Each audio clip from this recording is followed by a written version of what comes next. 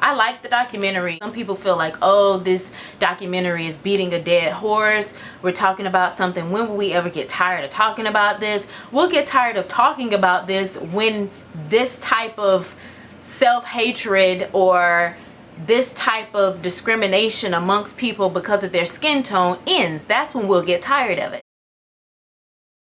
We put that on each other sometimes without even realizing it, amongst our family members, amongst our own children, and that's something that we have to examine, do like a self-examination, Another part that's really important is when people were talking about growing up and during their childhood being picked at on the playground. I experienced that. A lot of people still experience that. A few years ago, I was working with the after-school program in Syracuse, New York, and the kids were in 3rd grade, and the dark-skinned kids would pick at each other about who's darker, and they would say, oh, shut up, you ugly African, you're an ugly African, why don't you just shut up? Oh, you black as this, you black as that, and kids still say it. And the teachers that were in the after school program did not tell the kids to stop saying that. They didn't stop it. They just let kids say that all day long and after school when they're picking on each other. And I was one of the teachers that just got fed up with it, and I went up to the kids. I said, do you all know about slavery? And they said yes. I said, well, do you know about slave ships? And they said yes. I said, well, what do you know about what happened before all that? Where do you think those ships came from? Those ships came from Africa. You have to understand that you can't say this to each other. It's a nasty, evil thing to say to one another. You're all beautiful. We're all black. There's nothing negative about that at all. But if adults don't step in those situations and say anything, it'll just keep happening, and it'll just become more and more ingrained with each and every child. Another part of the documentary that we all kind of knew was going to be in there was the male perspective of women and skin tones. And of course, we do see some brothers in the video that are saying, well, dark-skinned women are less attractive, or they're mean. And then there's some that say, well, I like dark-skinned women are beautiful. But that's kind of where the film, I felt, needed to add some more discourse behind that whole subject area of the male-female perspective with skin tone. And I'm going to talk about that now with the things I think the film needed to include. First, men perspectives of skin tone. It was starting to take that feel of everything has to be about what men feel about dark-skinned women, instead of kind of what we truly feel about ourselves and how we critically analyze our existence in this space as being dark-skinned women. Another issue was, I don't think they really broke down the perspectives on why dark-skinned women catch so much heat. Like, why is there this need for a film dark girls but not dark boys?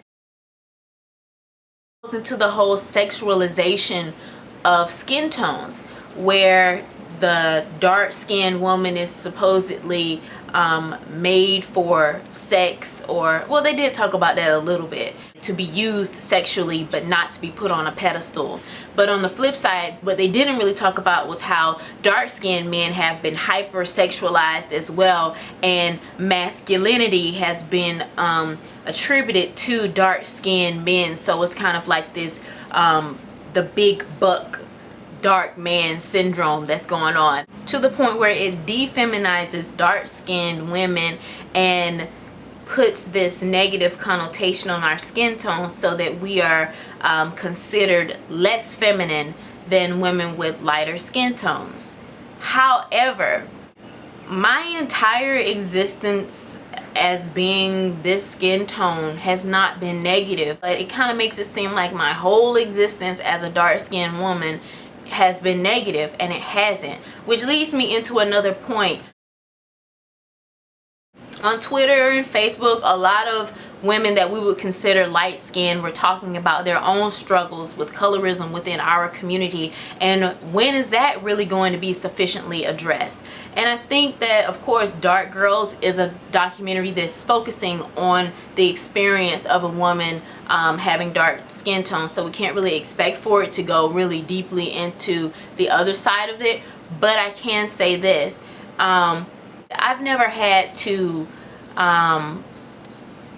verify my blackness or my Africanity. I've never had to prove, that I am a certified black person. I will never have that Soledad O'Brien experience that, what are you? Are you even qualified to talk about this subject? Are you black enough? Like, I will never have that experience, because clearly, like, phenotypically, I am what people think of when they think of what a black woman or a dark-skinned black woman looks like. So I've had a different experience, sometimes an even more positive experience than some of my friends. Let me say this, all African people do not look alike. So I hate when people say that. All African people are not dark-skinned. All African people do not have the same hair, or do not all phenotypically look the same. We come in all skin tones, shades, and colors.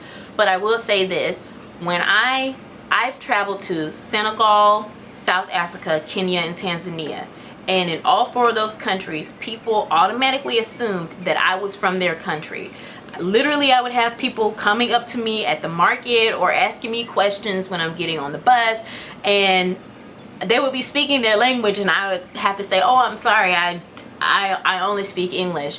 And then there would be this shock, like, oh, you're not from here? I would have never known. You're African American? And so I would end up in these like long but really interesting conversations with people who suddenly want to know everything about what it's like to be a black person in America.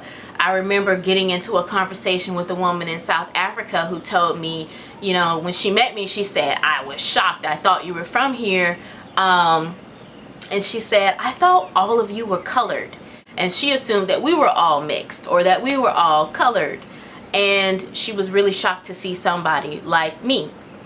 That being said, other people who were traveling with me, or even friends that went to Africa a different time than me, they would say, they had a completely different experience. I knew someone that came back from Tanzania upset because he was called Mzungu, because he had light skin and curly hair.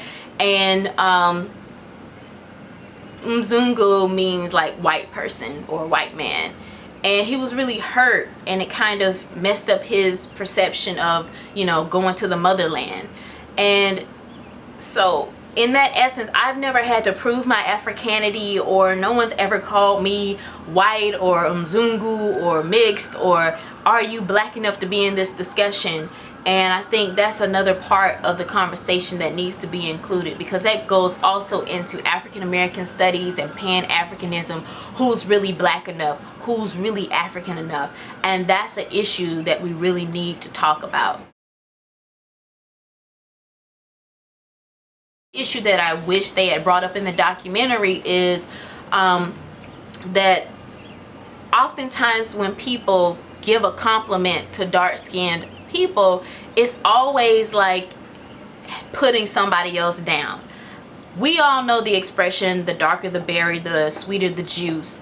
And when you're younger, okay, yeah, that's cool, yeah, darker the berry, sweeter the juice, but what is that really saying? So a light-skinned person isn't sweet? Like, those type of things only pay into us putting each other down. Why can't we just all be beautiful? All of us are sweet. So those are my thoughts on Dark Girls. I thought it was great, and I thought it was a great documentary that needed to be shown, and I'm glad they showed it on the OWN network.